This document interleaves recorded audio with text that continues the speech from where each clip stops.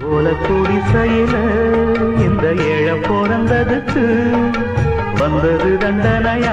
ஓட்டி வீட்டு நல்லா உங்க வீட்டை எழுதி வாங்கடி.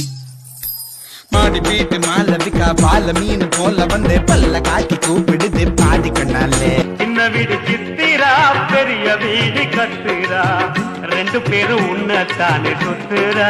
பெரிய வீடா இருந்தா நீ எப்போதுமே வரலாம். எப்போதுமே ஒரே வீடு. 6 அடி வீடு அதன் பேரு சுடுகாடு. அங்க போனா திரும்பி வர முடியாது.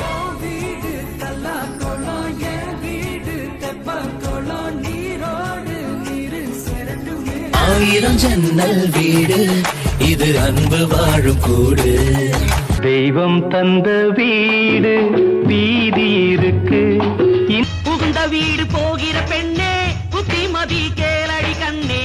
இந்த வீடு நமக்கு சொந்தம் இல்லே பாடுடா சின்ன தம்பி, அதனால நமக்கு துன்பம் இல்லே.